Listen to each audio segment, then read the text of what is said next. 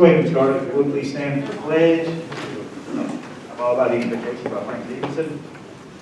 Pledge allegiance to the flag of the United States of America, and to the republic for which it stands, one nation, under God, indivisible, with liberty and justice for all. Heavenly Father, as we gather together for the business of this city and county, Lord, we just trust and declare our reliance on your provision for the insight, discernment, wisdom, Lord, in handling the affairs of the citizens to whom we're responsible. We just rest in your faithfulness to Lord, honor that request and empower our work for your glory and our good. In Christ's name, amen. Amen. Lord, go ahead and do the roll call for the county. Pastor Whitaker? Here. Pastor Brett? Here. Pastor Thomason? Here. Pastor Dole? Pastor Terry? Pastor Bashir? Here. Pastor Meyer, here. Kim, can we have a roll call? Yes, sir. Misty Cavanaugh? Here. Tony Space? Here. Adam Townsend? Here. Frank Stevenson? Here. Amy Cruz? Present. Chad Menser? Here. Mayor, we do have a quorum. Laura, Ronnie just walked in, so here's what. Billy's right now. Really Billy is too. Billy's That's good. So everybody here. So if you look on the agenda, we've got the new business sports complex discussion. And we've got a kind of a fly-by, fly-through video that we can show. We're going to do that first so they can kind of see what we're talking about. So as you all know, we've been working on this project for some time, and both the city council and the court has approved Sherman Carter Bernhardt as our architects. Part of the agreement with Sherman Carter Bernhardt was that they would provide us with a virtual reality option of the complex that we're looking at as we've been evaluating other complexes in the region and in other states, and kind of what fit our community. So this is that virtual reality piece. So Kim will just move it straight into the front entry. If you just hit that circle up there. Yeah, just grab the picture. There you go. Slide. So that'll be the front entryway. What we're showing you right now is the indoor complex. That's what we're focused on. That's the number one project that we've talked about. There is, in the grading piece of the agreement with Sherman Carter, they have included some outdoor options for fields, but we do not have that to show you tonight. We wanted to show you the building itself as we're kind of moving forward for the next steps. This is the main lobby area. So you'll walk in the door, you'll have two options. You're just kind of scrolling around there a little bit. You'll see TVs. Those are all going to be advertisement options. They're going to be explaining what's going on in the complex, what the schedule of events are. If you look where she's got the hand across the top, that is a ticker tape. So the purpose of that ticker tape is to be able to update on who's playing on what court and what the scores are, so that you can see that in real time out in the lobby. Over where the windows are here, you'll see that is just the office spaces. She'll click in there and let you kind of jump in. These are just office spaces with a meeting facility. If you hit that door right there, just takes you into a meeting room. That's a conference room. The rooms and the pictures look relatively small. I assure you, they're very large spaces. The interior spine, if you will, of these two spaces combined were almost 50 feet wide. So a very nice size area to work out of. The next room here is just an office for the director.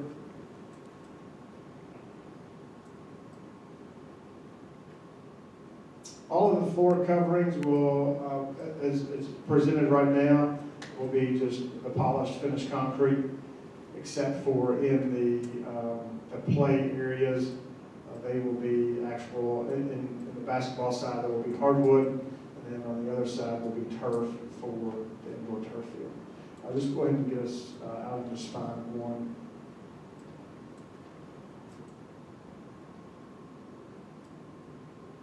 Going out or? Just scroll all the way around there. And click that right to the door. Yeah. This is just a main lobby area as you're waiting for the different games or your time to play. So you'll see to the left, if you hit the button with the, right there. Those are the meeting rooms, party rooms, if you will, team meetings, things like that. The goal is, in this particular room that we're in right now, is to make those doors much larger and taller so that we can open those doors up and have that as just a free space when we're not utilizing it for meeting space. There are two different meeting rooms here. As she scrolls all the way around, you'll see where there's a divider that goes right through the middle. Just kind of keep scrolling around there. You can see the accordion door right there that will fold to be able to give you two meeting spaces. The window that just looks out into the turf playing area. And we'll get back out of this room. Again, you'll see several TV options. Some of those will have sports playing on them, or advertisement scrolling, or information about the community, information about the complex, and the schedule of events. Go ahead and hit the ones right there. Yeah. Go straight in. And scroll to your right. Yeah, you're fine. Keep going. Keep scrolling. I was going my right, sorry. Okay, click on that right there. So this is the inside of the basketball area. This is 6 full-size basketball courts that convert to 12 volleyball courts and also 8 futsal courts. Now, if you look at your packet, on the very last page, you'll see a drawing of the court itself. And what we've been able to do in between the basketball courts, you'll see, depending, let's see, it'll be to the left, no, it's going to be to your right. You'll see 2 pickleball courts. So those pickleball courts are going to be in between each of the basketball play areas. So that gives us the ability to have a total of 8 pickleball courts indoors in this facility, on top of being able to have the basketball, volleyball, and futsal. And so one of the things with the pickleball, Billy, you talk a lot about this, you know, a lot of people in your area are older and don't have kids that are playing sports, so they have no use for this. The pickleball adds a whole different age element, because the average age of the people that play pickleball is not high school. Right, it's the whole, typically you're seeing the older population enjoying the pickleball, and it's the fastest growing sport in the nation. So really kind of a great opportunity, I think, for these courts to be able to be utilized for not only our youth, but also the seniors as well. And that was one of the big parts of this discussion for this whole thing, was to make it as flexible and useful for as many people as possible. And if you don't believe the whole pickleball thing, I'll give you somebody's telephone number. They'll tell you all about it. But as you can see, this is a really nice facility. This is a kind of bare bones drawing or virtual reality. That you don't see all the scoreboards up on the walls. You don't see all the advertisements on the walls. But there's a lot of opportunities inside this facility on the wood court side. So let's get back out of the basketball courts. What type of lighting is that in there? Everything will be LEDs. So those are actually shown as high bay LEDs. The volleyball will actually retract from the roof. You'll be able to just bring them down. There'll be no poles mounted in the hardwood itself. everything extends down and then retracts back up into the ceiling. Like that, yeah. And then going in there. This is the turf side. Some of the things on this turf field, to the far end down here on the, what would be my left, that's going to be a permanent baseball batting cage. However, what we've seen in other facilities is they've been able to use that not only for baseball, but also for volleyball, soccer, and golf. So they've been able to modify their cages to be able to handle all of those different options. The purpose of having the permanent space on the end for that is so that you're not tying up your entire field like they do when you go to Hopkinsville. Hopkinsville has to bring all of theirs down from the ceiling down to the turf. We will have some that will be in the ceiling that you can bring down to the turf, but the goal is that when you do that, you're renting them all out at the same time, so you're maximizing your space and not taking away from the play of the field. This field will be able to handle indoor football, indoor soccer. It converts to 2 T-ball fields. It's not showing in this virtual reality, but it will have. If you go to Hopkinsville, you'll see a wall that's all the way around the turf itself to keep the ball in. And so we'll scroll back out of this one.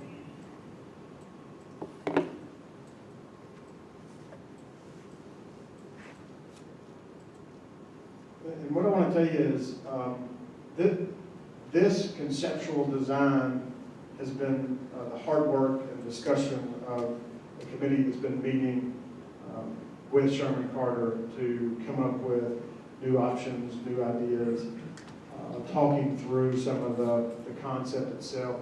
The restrooms, we didn't feel like were big enough when you're looking at the overall size of the project, what we're looking at, and the number of folks that would have in the building.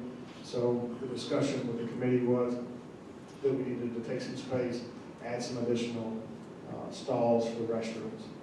So hit that one. That's just going to be a common area for you to hang out in between games. Hopefully spend a lot of money in the concession stands. There'll be charging stations and things all the way down the walls in order for you to charge your iPads, your iPhones, that type of thing.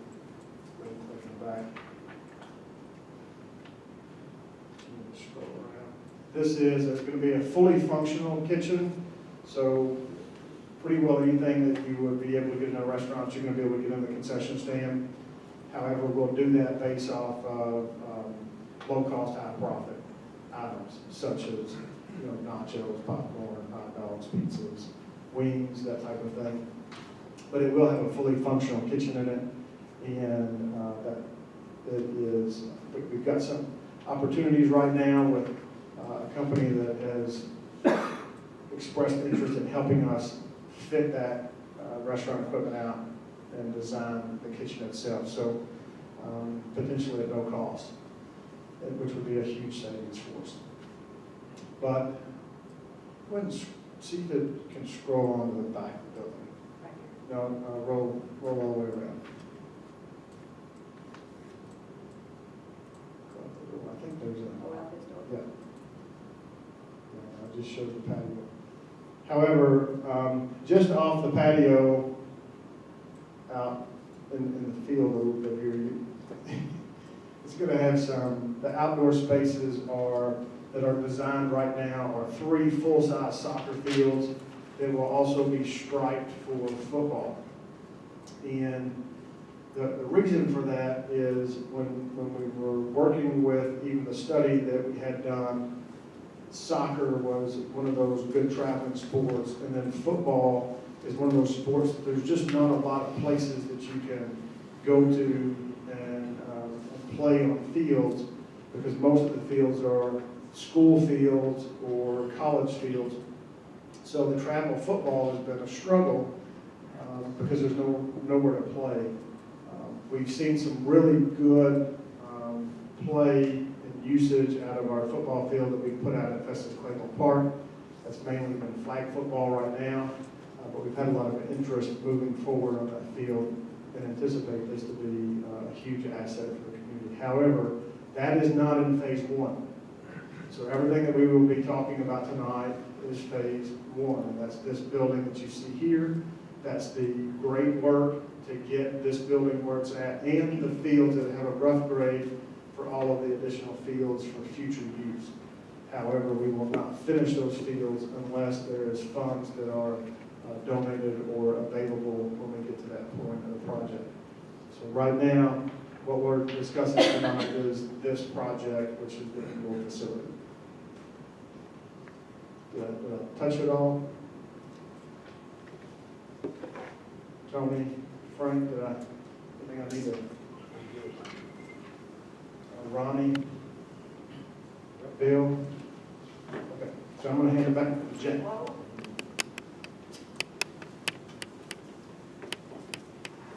So now the other thing that, when you see this facility, it's a large facility. It's big. It's got a lot in it. It's got a lot of opportunities, which also means it's expensive. So we have gotten some numbers back from Sherman Carter and from a construction management company that just wanted to work on a estimate for us. So you've got those in your packet. My glasses. One estimate is $13,441,994.66. The other one's $14,388,184.80. Something Charlie said several times, the cost always seems to go up. We started out at $12 million for this facility. Actually 10 and a little bit. Six. Oh, well, yeah. Hopkins built it there for 3, we should be able to do larger for 6. So this is what we've got, the estimates from them. So I'm not asking for a vote or anything today, but I do think we need to discuss it to decide whether we go forward, we stop, we push on. We just need to have a discussion on what we want to do here. Any thoughts on the complex itself? If there's things that you like, don't like about it. And then it says it's an open discussion about the complex and what you think it may or may not do for the community. And because it is going to be a partnership between the city and the county, we felt it important to get the two legislative bodies together to discuss it. So we have at least an idea of agreements between each other and things going forward. So I want to turn the discussion over to the legislative bodies for questions, concerns, thoughts. What additional costs do you see above this $14 million mark?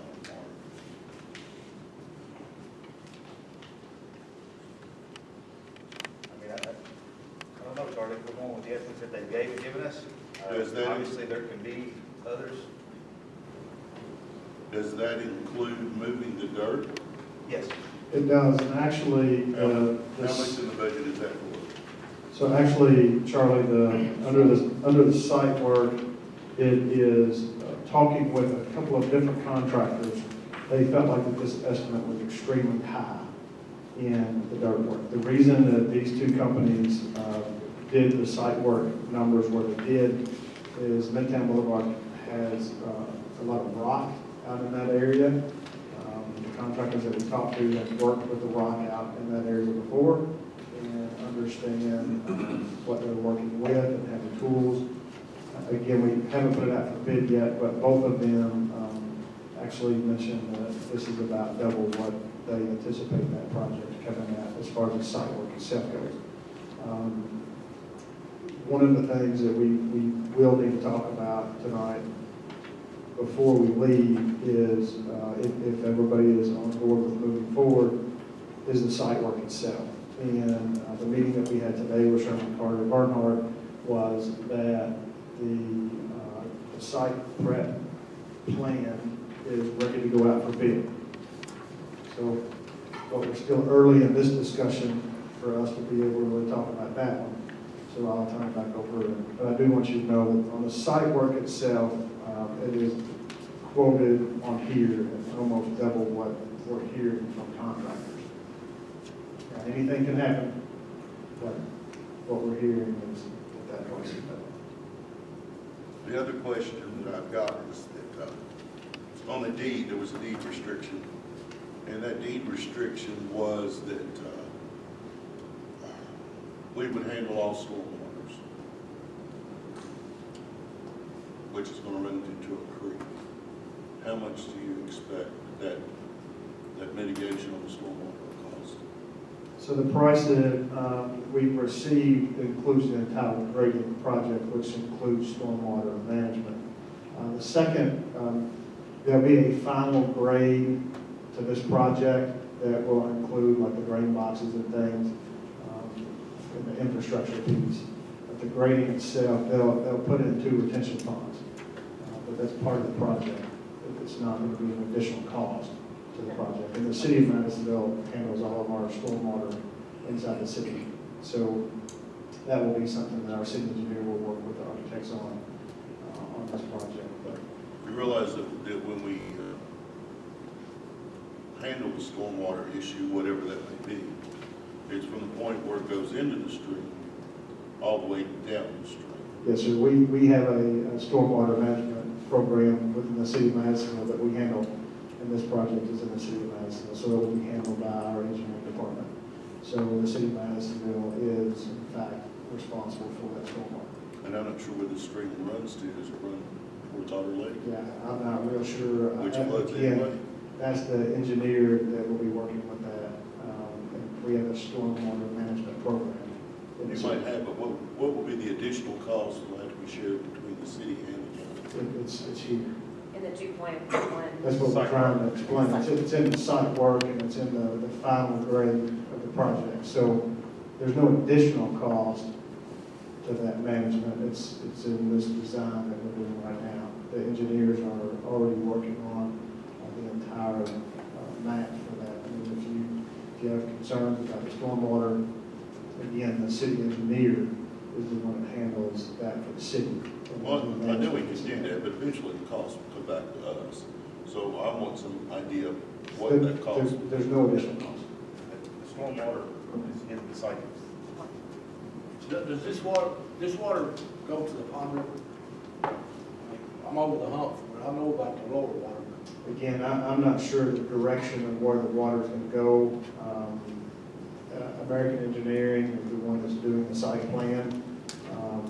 So I know that they have already had to work through all of that before they can even give us the grading plan. I, as the mayor and the judge, we can answer the flow of where that water's going to go.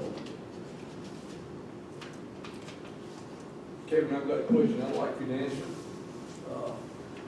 You've had the architects out there, they've looked at this and given you a guesstimate.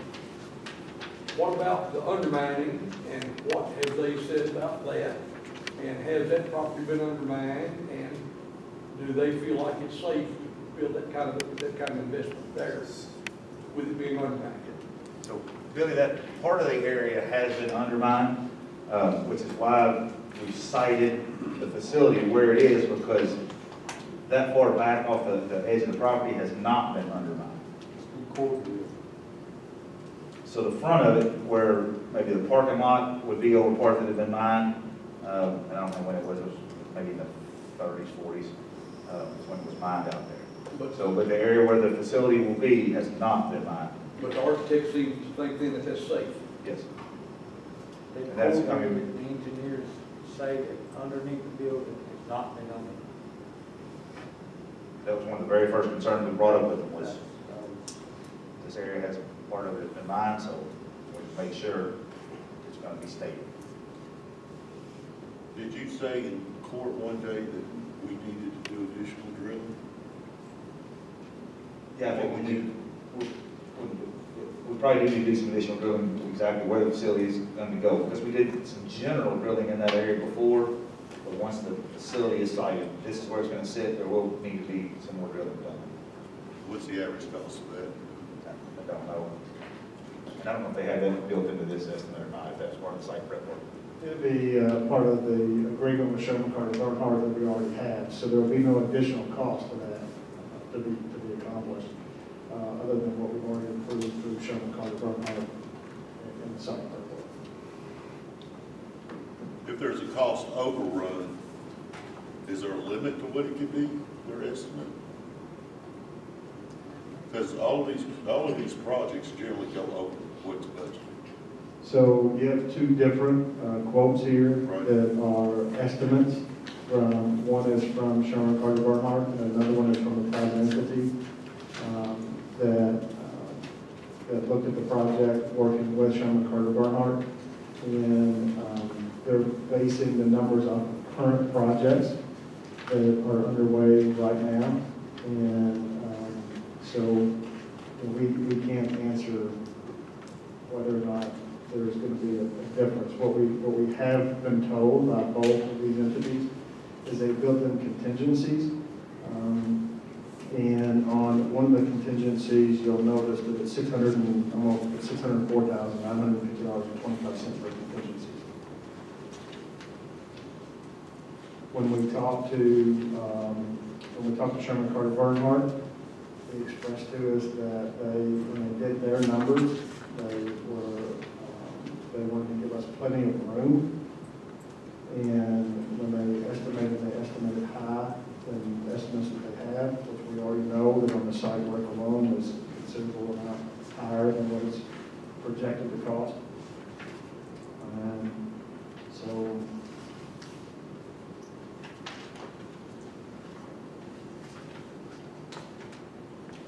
And I don't know, legally, can we say, hey, we need a guarantee that it will not go above whatever percent over your estimate? I don't know. you can't do that until you get the bid. Yeah. Once you get the bid and you solidify the contractor for that project, that's where your numbers are concrete. And the only way that those numbers change is if there are change orders that come into play. And the change orders are based off of the court and the city council for any changes that they see that we need to make. So this is not project bid? But these are not project bids. So the price could change then from this till it's bid. Good. There is. These are estimates based off of current projects. So I've got a couple of questions. I'll start with the first one. Great compliments, beautiful, beautiful building. As a tennis player, the pickleball courts, and I enjoy pickleballs, and I love to see that. But most of the time, pickleball courts are retrofitted from tennis courts. Will there be any way that any of those pickleball courts could be tennis courts? The width of the space between the basketball courts would not give us the ability to put in a tennis court. Okay. And then the next question is, the city engineer will now be the project manager, correct? It will be a joint effort with the city engineer, the building official, which is Frank Wallace.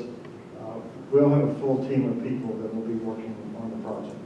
Frank Wallace has been a part of the project and the project meetings from the very beginning, and has been a huge help already in looking at saving costs as we're moving forward. So we talked about a project manager, construction manager firm, and with the new engineer coming on, we don't think that that is nearly as important as we did last, since an engineer will be available. So the city engineer then will be looking at the percentage of the cost and what's being spent on what, and making sure that it's driven correctly, correct? Right, so again, it'll be a full team that will be working on that. But it's his sole job though, right? His responsibility? It will not be his sole job. Whose person? It will Who's the be, go-to? it will be, Rob Saint is our city administrator, so he oversees the operations and projects in the city. And then whoever the county has to represent, whether that's Will or somebody else. But what we're going to do is, instead of hiring a construction manager, we feel that in-house we can handle that and save money on the project. But ultimately, I go back to the cost. It's going to be Rob's responsibility to make sure that we're within our margin or as closely as possible as we can. As close as possible. And at the end of the day, Rob's in charge of the entire city budget. So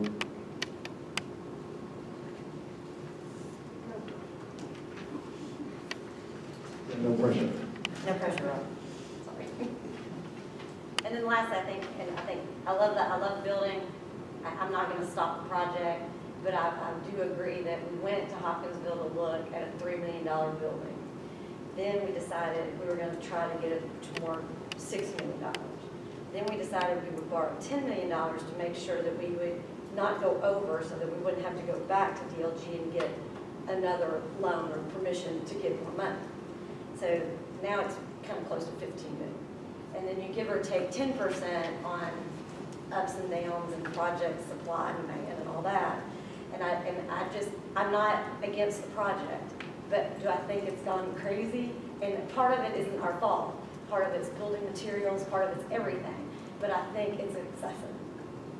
And that's all I'm gonna say. But I'm not gonna stop it. But it's a lot of money. But it's a beautiful building.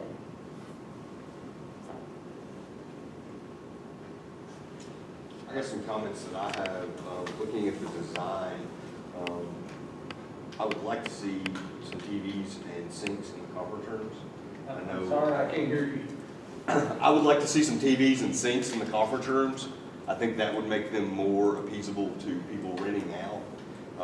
Also, I would like to see the soccer field maybe retrofitted a little bit to do 60 yards football, so you could do the 6-on-6 tournaments as well in there. I know we kind of had some discussions about that. I don't know if you could strike that as well. Those are some design things that I saw, but kind of really my focus that I'm thinking about now is kind of two parameters, and kind of goes along with what Hannah's saying, is the ROI, since the city is going to be 1/3 in this and county is going to be 2/3. And as we look at loan rates are extremely low right now. So it is a good time to borrow money coming from the banker, but also looking at what are we looking at long term, and what is our ROI of the project, and what is our turnaround time of having said project paid off. I know the city is going to be doing a lot of things operational, so I guess my next point I would like to make is I would like to see a director hired almost simultaneously as we start dirt work. And maybe not hired then, but start looking at maybe a search committee to find that individual, because that individual is going to be very special. We can build whatever building we want, but quite frankly, we've heard it in the community a lot of, if you build it, they will come. That's not true. I do not believe that at all.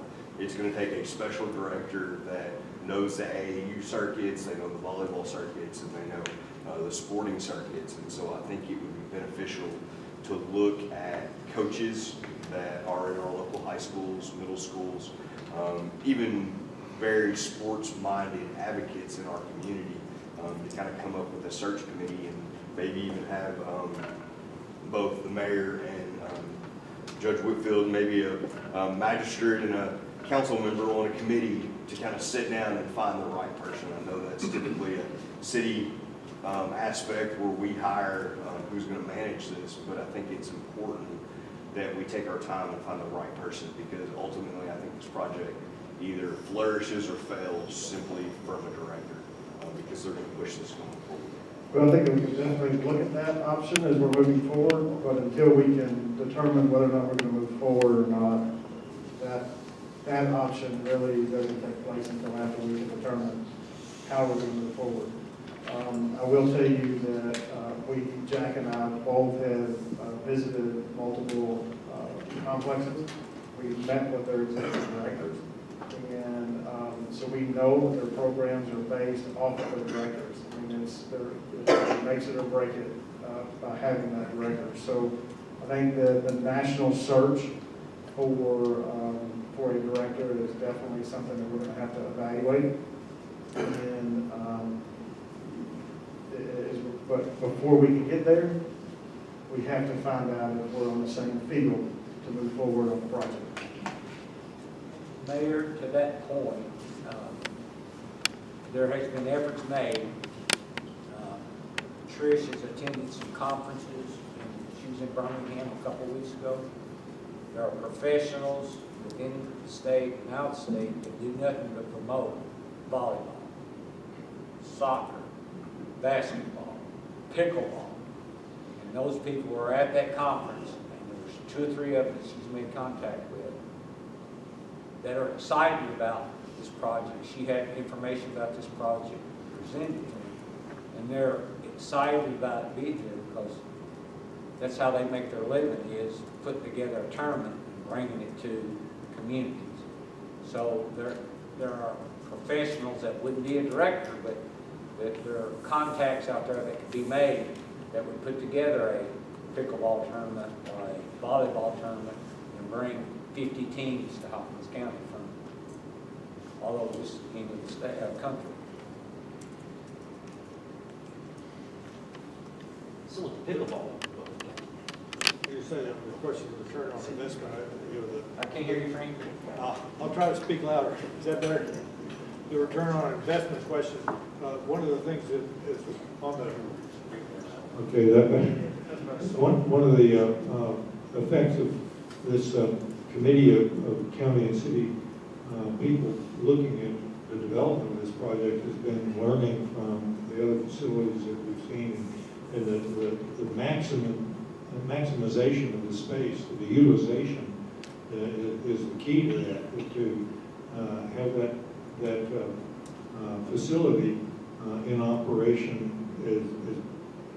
in many days as possible to generate return, to have, that's where the payoff is that it's not idle for much time at all, and all the things that can be done in that space that we've come up with, with the basketball courts, volleyball courts being as a futsal and pickleball, the turf court having the batting cages, and now additionally some other on the permanent part, but and t-ball. There's been some discussion about possible that somebody would mention something. All that is what makes it where the thing is always going to be in use, and we have an opportunity to generate return that exceeds what we've seen in other facilities because of what we've learned, how to integrate that, and it's designed for how to put all that in that space. My son played he played travel ball. I went to Franklin, Tennessee, all over with him. Some of the places that we went, not only, I mean, the weekends are crazy, packed out, every restaurant, every motel. During the week, slower. Some of them, I know Bowling Green and some around Nashville, they were kind of like the YA, the YMCA. You bought a membership, and people were pulling up, dropping their kids out at 8 o'clock in the morning. They went to work, or school's out, or whatever. Give them a 20, and they were going to be there, like, had to pick up games, eating out at the set stand, spending the day, like, when it wasn't being in use for something else. It looked like to me that was a lot of extra money being made during the dead time. I didn't know if anybody looked at that. And that's just ways, I think, to make more use out of the building all the time. And that's the one thing that we saw in most every facility that we went into is the membership days throughout the week, and then the weekends being the tournament times. So it's definitely part of the operational piece of the promotion of getting folks in there during the day. As of right now, the county has solidified $10 million from DOG. No. Five. Okay. And then the tourism board has pledged $1 million to go straight into the fund, and then looking at maybe starting in January, we're going to do a 6-month period for operating expenses simply. But as of right now, $1 million has been pledged. Is that? We were just over here doing just basic, silly, stupid math. And how much, I think this is where this conversation needs to go. Okay. So, tourism has pledged to help at $1 million. We can borrow up to $5 million, so there's 6. Coal severance, we've got money, $4 million. So, Chad, get you 4 more. We've got $8 million in ARPA money. In the PRP, we pay maybe $1 million there. I'm just pulling numbers. We're just, yeah. And then that leaves $4 million that, that gets us up to $15 million. And so, that would pay for it. That's just simple, stupid math. But I feel like that's a conversation where we need to go. Where are we going to get the money to build this thing? Well, I think we got to look at what the payback period is. Sure, well. absolutely. As we're looking at an initial investment of this big, I mean, we're gonna look at 5 years down the road. Where are we gonna be at number-wise? Is this facility gonna be paying for itself or is it not? 10 years, so let's hope it's starting to pay for itself or whatever, but at 10 years, we're gonna be looking on the city side of upgrades, because we're gonna have wear and tear and stuff like that. So those are real numbers going into this project that we have to assume now. So, studies that we've had done and talking with both Hopkinsville and Cape Girardeau, which Cape Girardeau is kind of the model that we went off of for this facility. They have both been able to get to a positive quicker than they anticipated.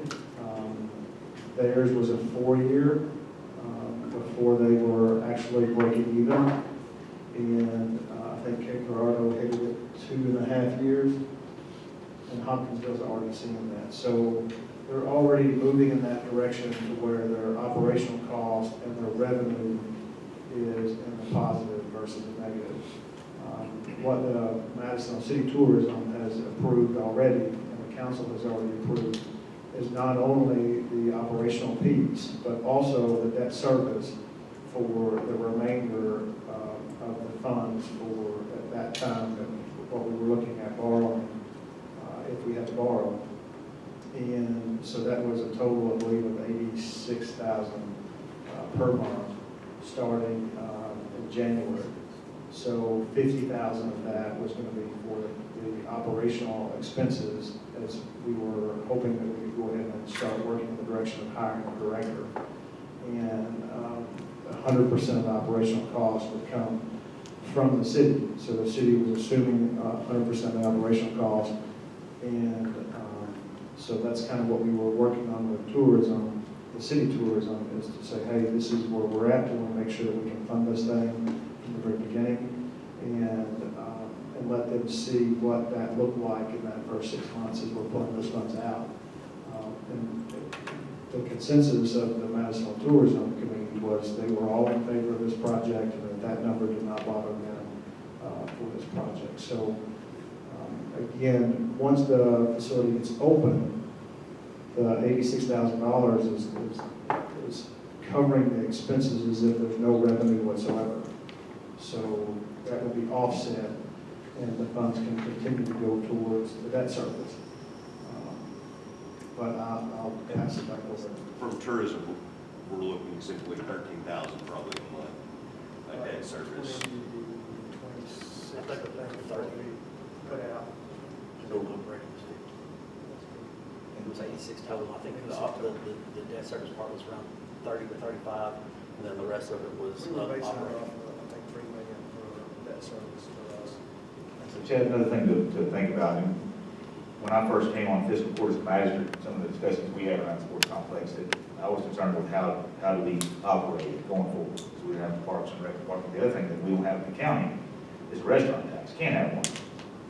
So I would expect that the restaurant tax revenue will increase when this is done because of the people coming in. If it doesn't, then we have made a bad decision. That's the bottom line. So that, in my mind, has been one of the reasons that we didn't want to do it as a county, because we would have to depend on what came in the door to operate it. And I don't know, that may never be enough. But it may take 2 or 3 years to be there.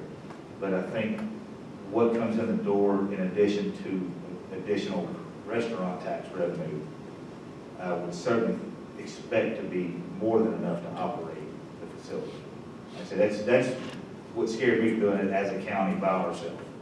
We could probably have paid to build it, but being able to operate it, especially those first couple of years as it's growing, I think would have been really tough without additional revenue from outside source such as the restaurant tax revenue. Has the county tourism pledged anything that we know of?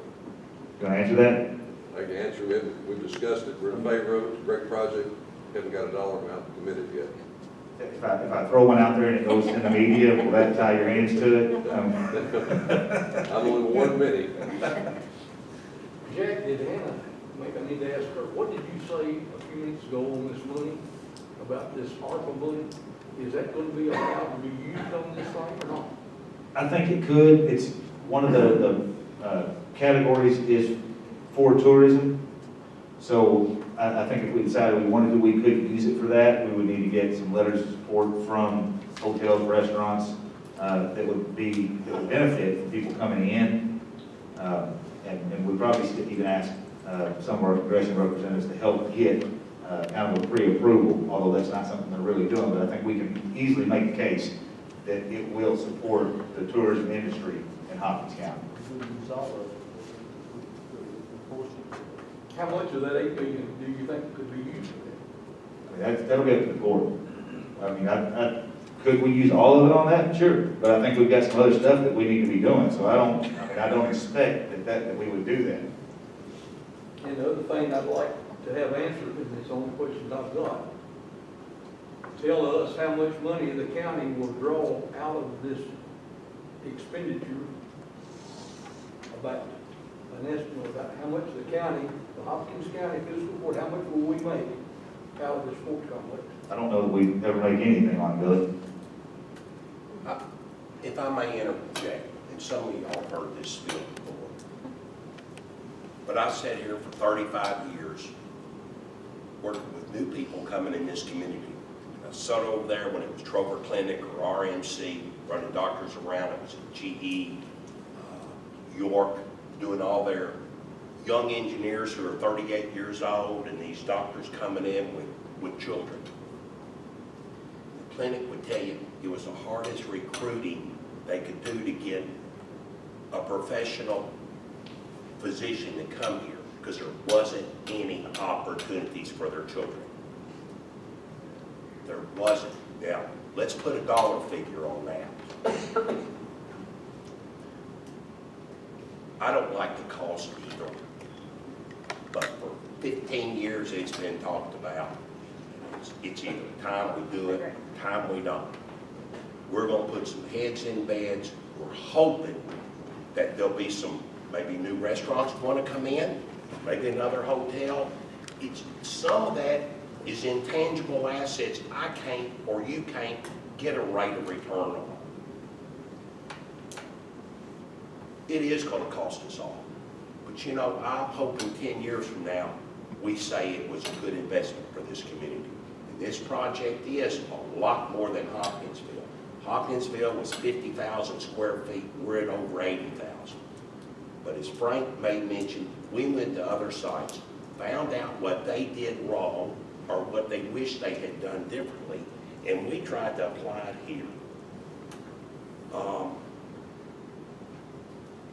This community needs a shot in the arm.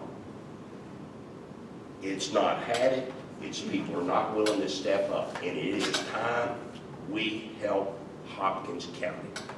And that's Hopkins County is all of us. I don't have kids. They're not going to ever step foot in it. But I care about the citizens here. It's made me a good living. But I know in those 30 years I got all those tours, and half of them never come. It gets old. I bought my soapbox. And Billy, what I say, no direct money coming in from the sports complex itself. If it does help the college growth, then that is some benefit that would come to the county. Can I sit here and give you a number and guarantee you that's going to happen? Absolutely not. I will not try. I ain't going to say something that I don't know, that I don't think is accurate. So I can't throw a guess out there. But if it does help attract new people, restaurants, businesses, whatever, then there is some benefit to the county from that financially. I will agree with Bill that this discussion has gone on way too long. This sports complex should have been built 10 years ago, 12 years ago. And so when people ask me that are not for it, if we are behind the curve, yeah, we are. Do I wish it were $15 million? Absolutely. But maybe that's just where we are right now. I don't know. But this should have been done a decade ago. And if it's not done now, it should never be brought up again. Same. Because things become it's got a stigma attached to it. And I think that's part of the problem with some of the people that are not in favor of it now. They don't think it's gonna ever come to fruition, and I understand that. But Bill is absolutely right. I mean, we haven't done anything for our youth. The last big thing the county did was build a jail. Well, seriously. We didn't do that for the kids. No, I didn't mean that, but it's Have a time nice to do place for something them to go. for, our community. I think And one thing too is that we're not just building this for our kids and grandkids to play in. That's really not the purpose. We've got a YMCA that our kids, we're building something to attract people outside of our boundaries that are going to come from Louisville and Lexington and Indianapolis.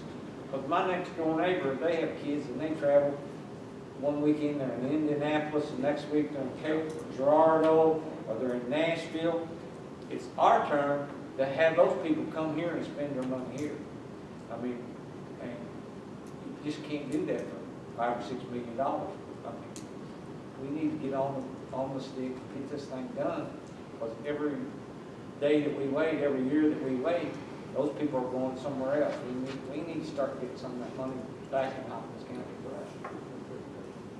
Mayor, I have a few questions.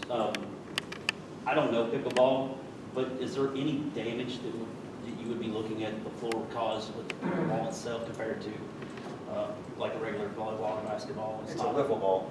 So I didn't know if it was solid, or how that It's like was. calling a disc a frisbee. Yeah. It's almost exactly like a wiffle ball, except it's called a pickleball. And along with what Chad said, would there be any way that in the turf area that you would be able to split that, divide that, so that you could have two things? Like I know you could have the two t-ball, but like Chad said, if there was an opportunity to do, like they do at over at Festus Claiborne Park with the football sideways, would there be a way of putting a divider there that you would allow multiple events to go on at that same time? I think that that's kind of an opportunity as we're moving in that direction, that once you get that facility in, do I think that you can stripe it? I think that that would cause a lot of confusion on the field, to stripe it sideways versus lengthways. So I think that that might be a little bit of a challenge. The T-ball stripes are very simple. The soccer are very simple, but when you're trying to do crossover of football, I think that could be a little bit of a checkerboard pattern. But I think that the answer is yes. We can do whatever you want to do. It's just going to cost money. And as long as we're willing to pay for that idea or that option, then yes, we can do it.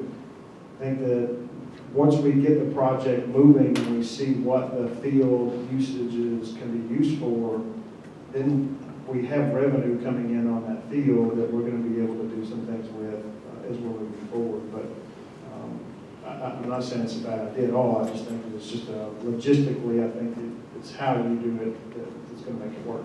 Well, I think it'd be the same way. I don't think you would do it sideways like you do in Festus, but I mean, 7-on-7 tournaments, you're playing 60 yards. Sir.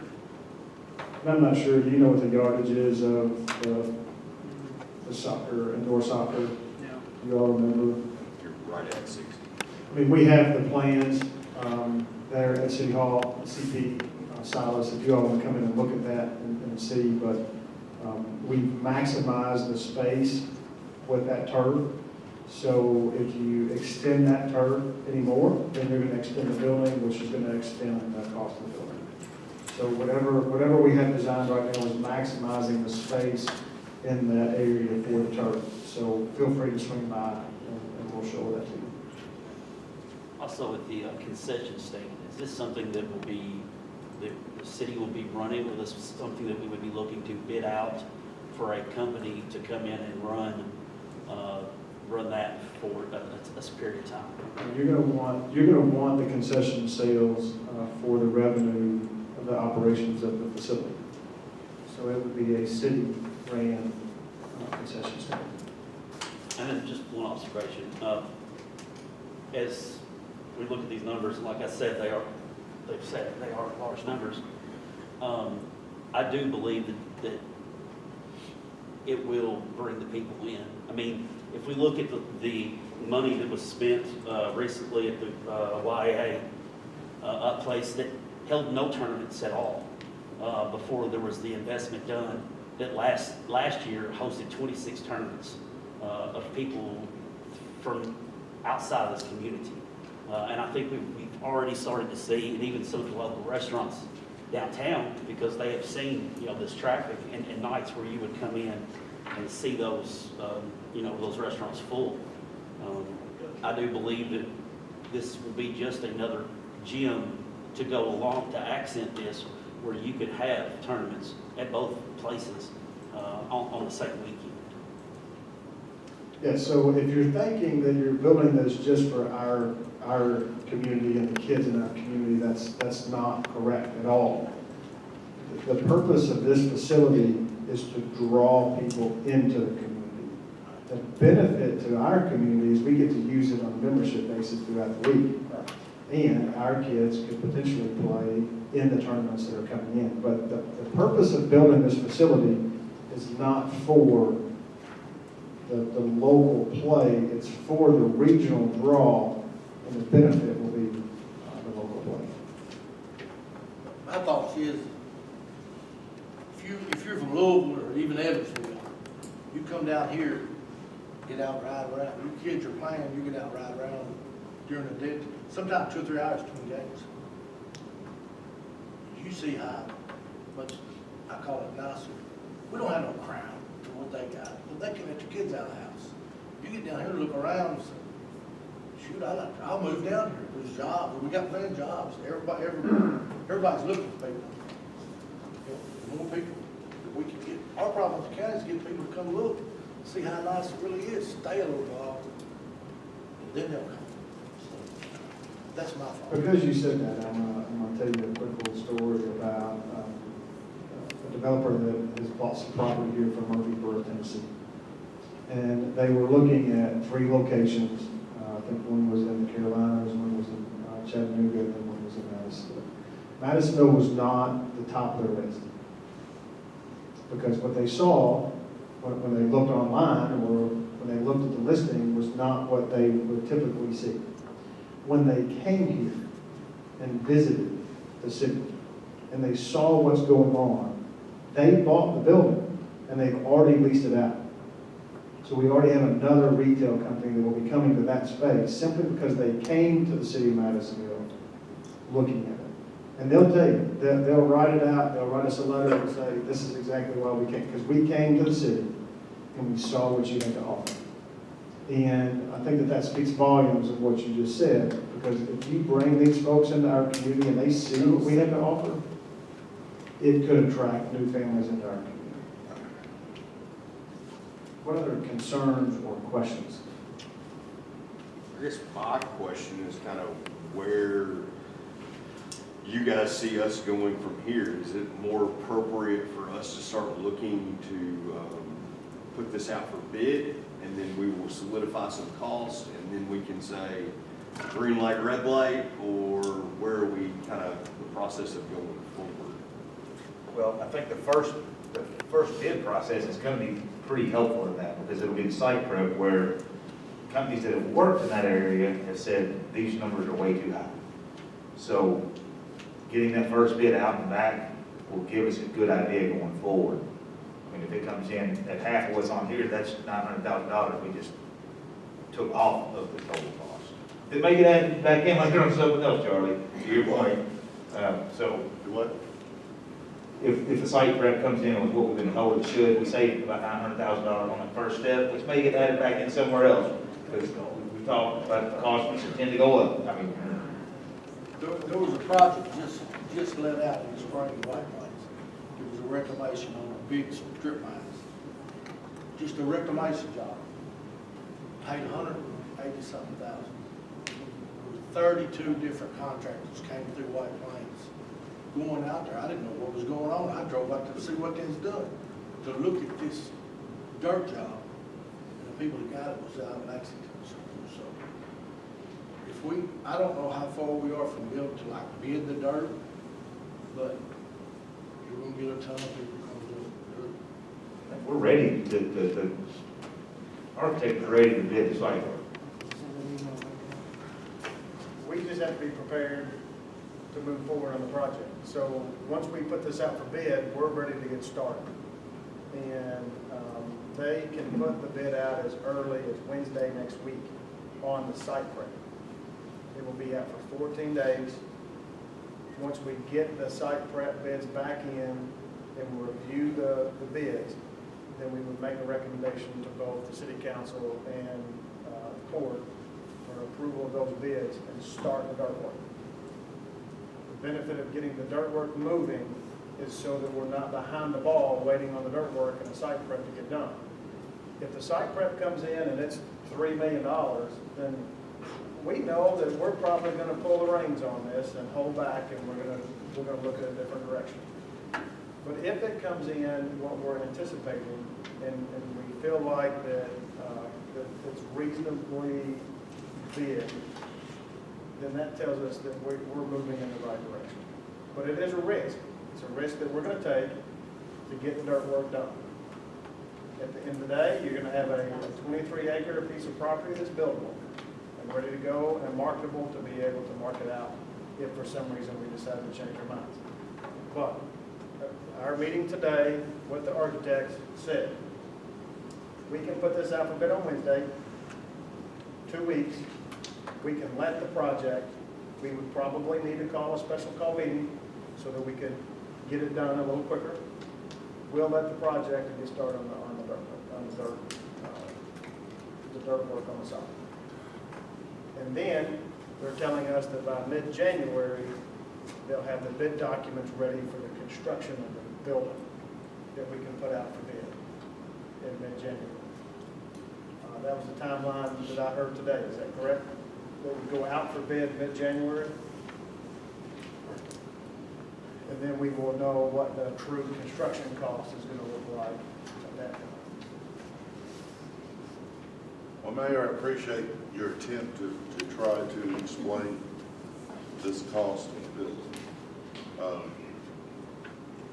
I am concerned that it's probably going to be a little more than what this is. And I know that you can. I'm not trying to attack you. I know that you can't give me that. But in my mind, it's going to be a little bit over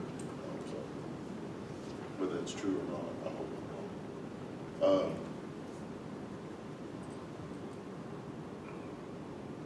I don't know where I was going with this, trying to be nice, which was really my heart. Well, no, that we're just trying to present to you what's presented. I know where I was going. So what I'm concerned with is not the individual cost of the site prep plus the cost of the building. I want the sum cost of both before I know whether to go forward.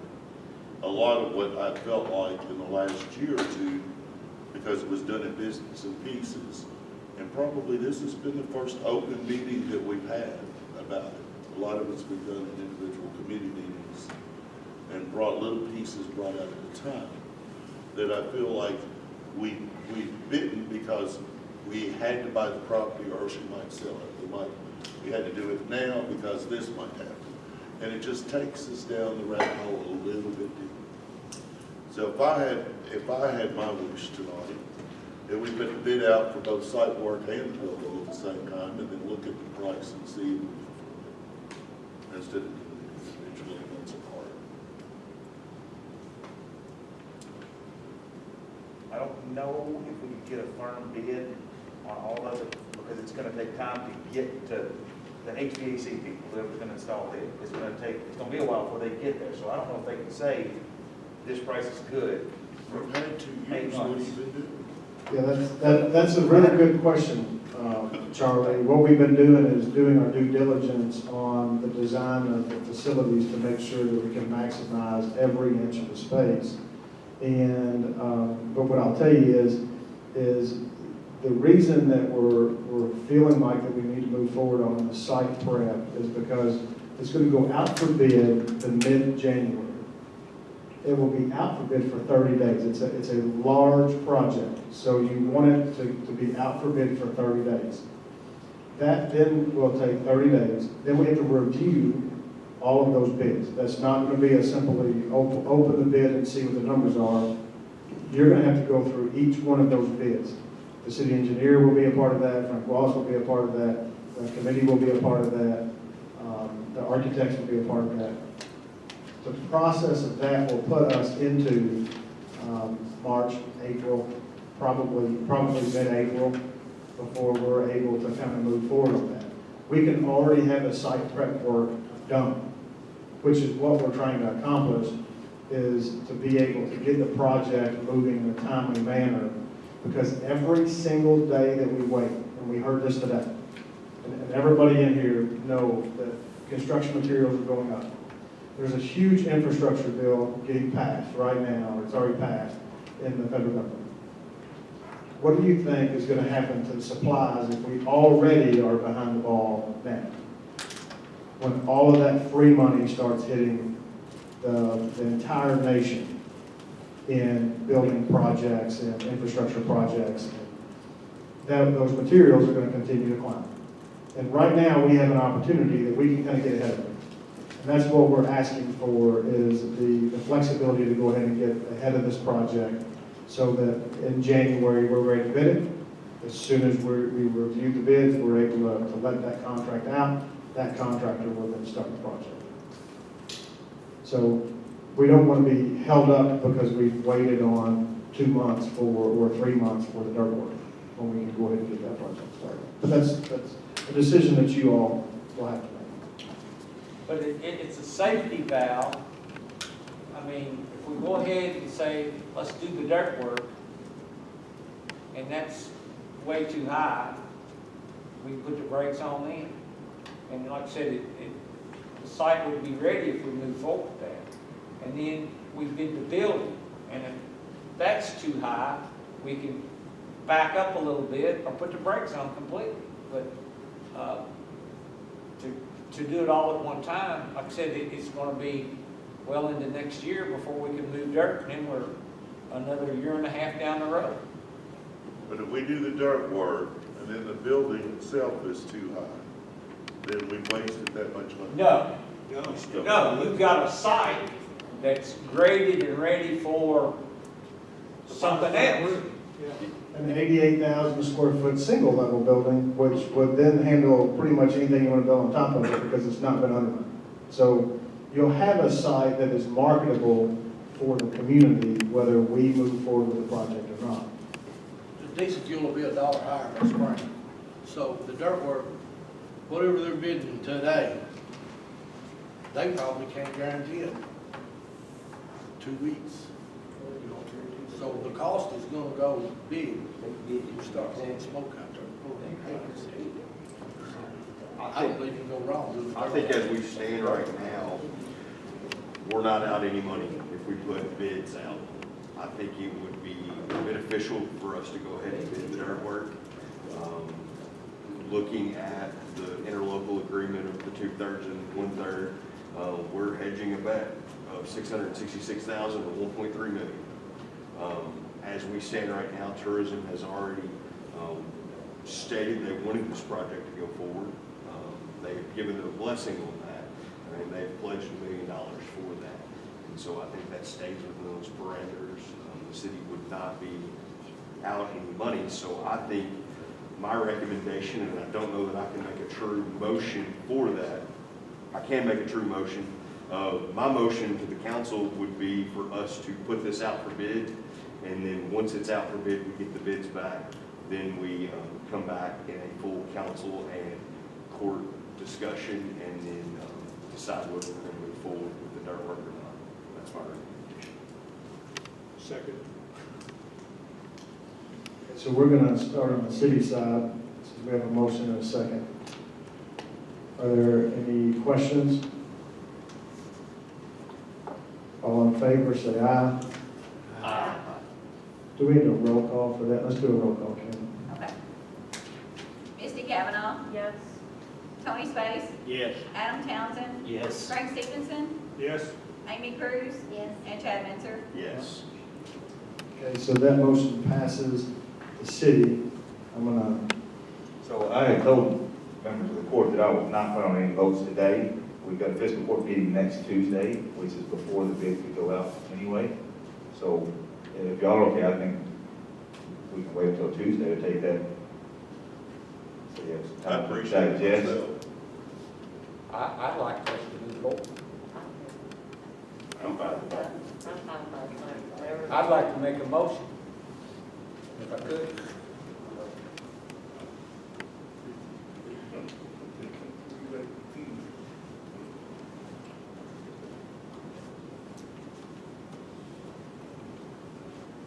What we're voting on is to bid the dirt ones, right? Correct. That's it. I mean, that ain't gonna hurt nobody.